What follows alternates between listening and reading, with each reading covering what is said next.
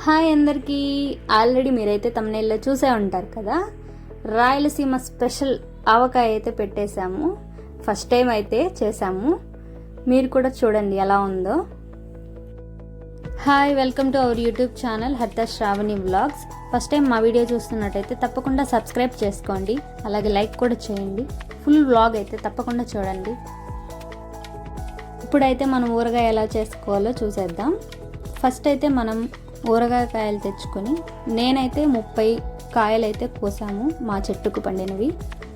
వాటిని శుభ్రంగా కడిగి పొడిగుడ్డతో వాటిని బాగా శుభ్రంగా తుడుచుకొని ఒక 15 నిమిషాల పాటు వాటిని ఆరబెట్టి, తర్వాత మనం వాటిని చిన్న చిన్న దబ్బలుగా మీకు ఏ సైజులో కావాలో ఆ సైజులో కట్ చేసుకోండి. మేమైతే మాకు కావాల్సిన సైజులో కట్ చేసుకున్నాము. కట్ చేసుకొని వాటిని ఒక ట్రబ్లోకి వేసుకొని అన్నీ ఒక దగ్గర, మనకు కావాల్సిన ఇంగ్రీడియంట్స్ మిరప్పొడి, ఉప్పు, మెంతులు, పసుపు, అలాగే మనకి నువ్వుల నూనె. మీకు ఏ నూనె నచ్చితే ఆ నూనె తీసుకోండి. మేమైతే ఒరిజినల్ నూనె తెప్పించుకున్నాము. అలాగే మెంతి పొడి. ఇవన్నీ మనకు కావాల్సిన ఐటమ్స్. మా చిట్టి తల్లి ఒక మామిడికాయ ముక్క కొరకంగానే ఒక క్యూట్ ఎక్స్ప్రెషన్ అయితే ఇచ్చింది, మీరు కూడా చూసేయండి. నేనైతే 1 లీటర్ ఆయిల్లోంచి సగం ఆయిల్ అయితే వేసి ముక్కలకి బాగా పట్టించేసి పసుపు పొడి వేసి బాగా కలిపేశాను ముక్కల్ని.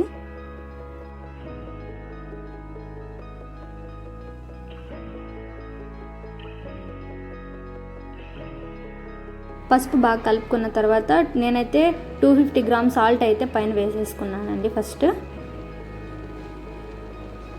ఇప్పుడు సాల్ట్ తర్వాత మనమైతే మిరప్పొడి వేసుకోవాలి. నేనైతే 1 కేజీ కారం తీసుకున్నాను. నేనైతే బళ్ళారి కారం ప్లస్ గుంటూరు కారం 2 మిక్స్ చేసింది అయితే తీసుకున్నాను. కారం అయితే చాలా ఘాటుగా ఉంటుంది. నేనైతే 30 కాయలు తీసుకున్నా కాబట్టి నాకు 1 కిలో కారం అయితే సరిపోయింది. దీని తర్వాత మనమైతే ఆవు పిండి అనమాట, నేనైతే 1/2 కేజీ తీసుకున్నాను ఆవు పిండి. అన్ని ముక్కలకి ఆవు పిండి అయితే కరెక్ట్గా సరిపోతుందండి.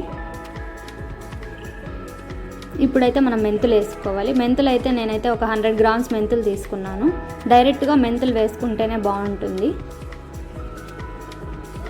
మెంతులు అన్నీ వేసేసుకోవాలి. ఇప్పుడైతే మనం బాగా వాటిని అంతా కూడా కలిపేసుకుందాము. చూడండి, మనం కలుపుకునేద్దాం రండి.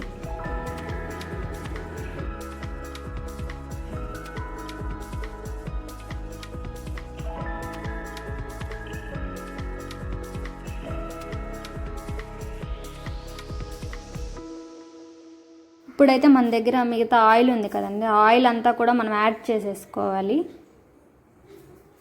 ఇంకా మనకి 1/2 కేజీ ఆయిల్ అనేది పడుతుంది. కాకపోతే బాగా ఊరిన తర్వాత ఒక 3 డేస్ తర్వాత మనం చూసి వేసుకోవాలి.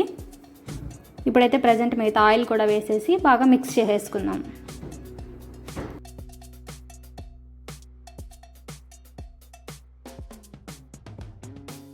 అసలు ఆ ఊరగాయ చూస్తుంటేనే నోరు ఊరిపోతుంది. అలా వేడి అన్నంలో నెయ్యి వేసుకొని కలుపుకొని తింటుంటే అండి సూపర్గా ఉంటుంది. ఎంత బాగుందంటే అంత బాగుంది. అసలు మన అమ్మమ్మ నానమ్మ వాళ్ళ టైంలో అయితే మనకి ఇలాగే ఎంచక్కా ఊరగాయలు తయారు చేసి మనకి లాస్ట్లో అంత అన్నం వేసి బాగా కలిపి పెట్టేవాళ్ళు. అసలు ఆ డేసే వేరే అండి, చాలా బాగుండేది అప్పుడు. చూసారు కదా, మన ఊరగాయ అయితే రెడీ అయిపోయింది. చిట్టి చూసారు కదా, మా చిట్టి తల్లి ఎంత బాగా చెప్తుందో అక్కడ కూర్చొని చప్పట్లు తడుతుంది కూర్చొని. ఎంత బాగా క్యూట్గా నవ్వుకుంటుందో.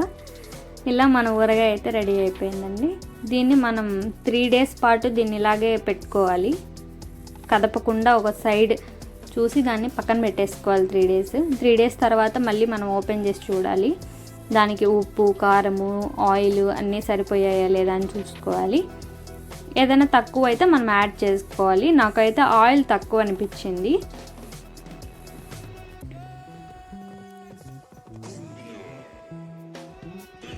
గాలి పోకుండా టైట్గా అయితే మనం కట్టుకోవాలండి. గాలి పోతే ఏమవుతుందంటే మళ్ళీ మనకి బూజు అనేది వచ్చేస్తుంది. గాలి పోకుండా మనం టైట్గా కట్టుకోవాలి.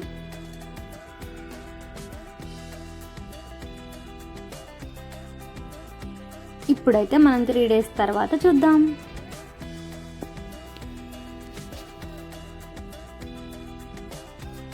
త్రీ డేస్ తర్వాత అయితే మన కూరగాయ అనేది ఇలా ఉందండి.